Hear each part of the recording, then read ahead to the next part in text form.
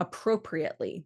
So my understanding is that you've got a handle already on that ly suffix, knowing that it is creating an adverb by adding it, and that you've also got understanding that the AP is actually an assimilated form of the prefix AD with the sensor meaning of to.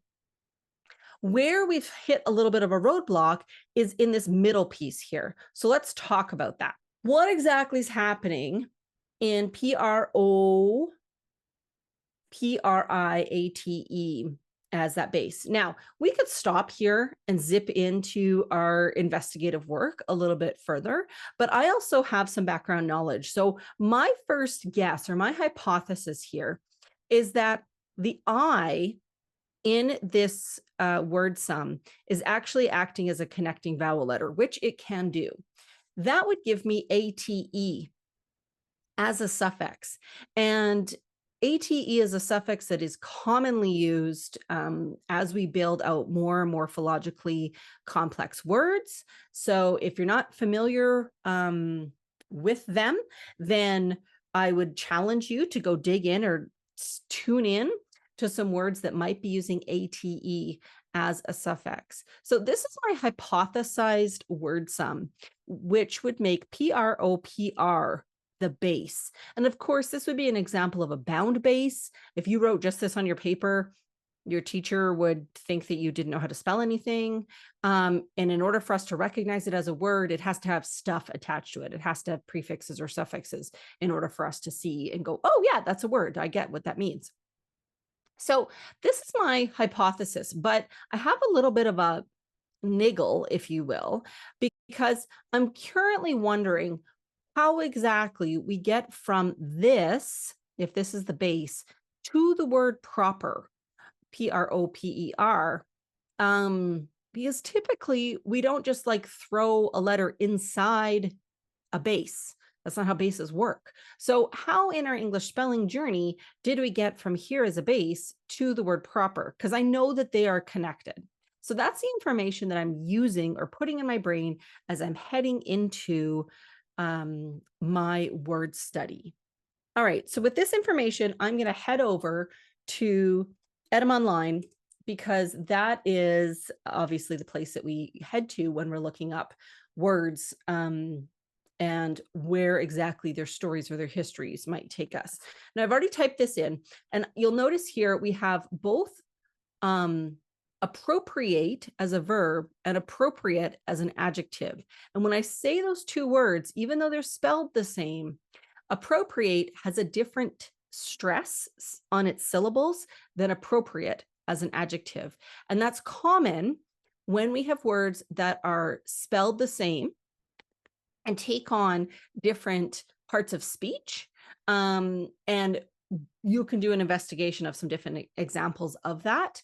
But for right now, let's focus on appropriate. So down here, we have the adjective appropriate, specially suitable or proper from the early 15th century, from Latin appropriatus, past participle of appropriare, to make one's own, and it is connected to appropriate, the verb. So that's what's up here. So these are related.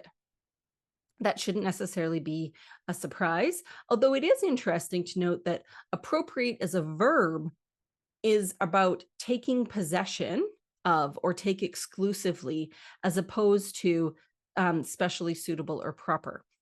So that's interesting. There's a little bit of a shift in definition there. Again, we see this appropriatus, past participle of appropriare or ad propriare, to make one's own. And then you can see here in the Edum Online entry that this was correctly identified as an assimilated form of the AD prefix. And then we have propriare, to take one's own, proprius, one's own. So here's what I'm going to do. I'm going to take this past participle of this Latin verb, and I'm going to copy it, and I'm going to paste that here into my Latin dictionary, and you'll see that I've already done that. And when I search that, I am given 4 different conjugations. When we're working with Latin verbs, we look at the second and the fourth conjugation of those verbs to figure out if we're working with twin bases or potentially more, which we then call associated bases. So when I look at the second conjugation here, I know that I need to take off the ARE. When I look over here at the fourth one, I know I have to take off the US and I have to take off the AT. So in both cases, I'm left with, as a base, because I already know the AP is a suffix here, sorry, is a prefix, APRO, PRI as a base. Very interesting. So when I go back over here, then this was my original hypothesis that I was functioning as a connecting vowel letter. But by looking it up in the Latin dictionary, I've actually discovered that my hypothesis was not correct. And the actual base of this particular word is PROPRI, meaning to make one's own or by the rules. That, though, still doesn't tell me exactly how I got from here to proper, PROPER. So back to etymon line I go. Now, when I go over down here and I look at proper as an adjective, circa 1300, notice how it was once spelled, PROPRE, from French. And so that would be pronounced propre.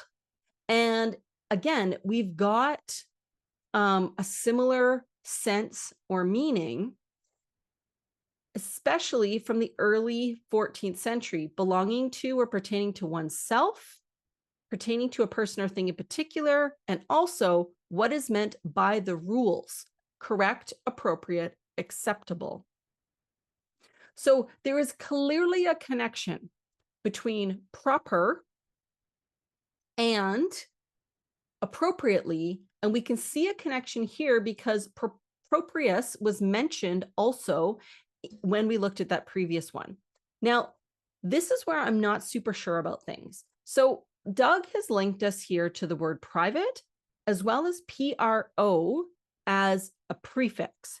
Now, I went digging into here and I honestly can't see the connection in the story or the spelling of how private is leading us into the word proper.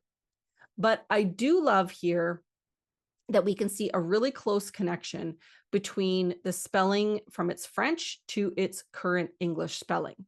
Now, we have many instances in English where a word was traditionally pronounced, or sorry, spelt with an RE ending, and then thanks to a certain someone, Mr. Webster, who was trying to simplify American spelling, switched up the RE to the ER endings.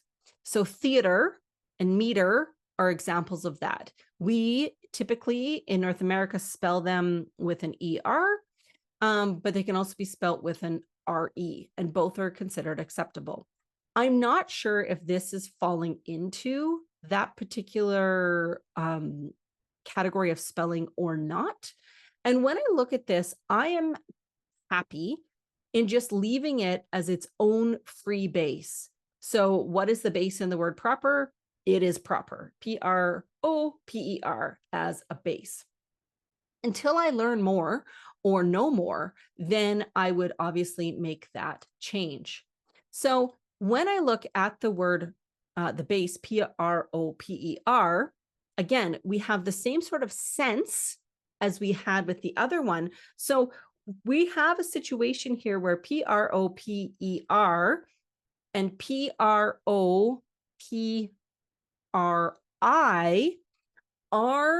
share a meaning or sense, but they don't share a structure.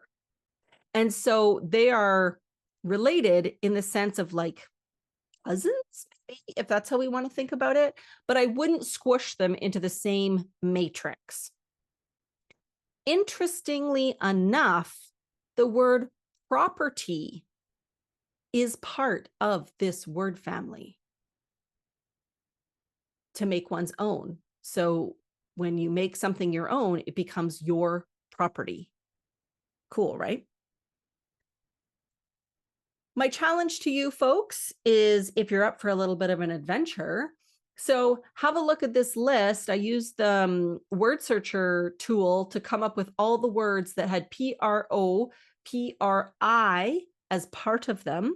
So my question to you is, which of these are actually part of the family and which are not? And if you identify some that are not, I'm curious to know if they are related to proper, PROPER.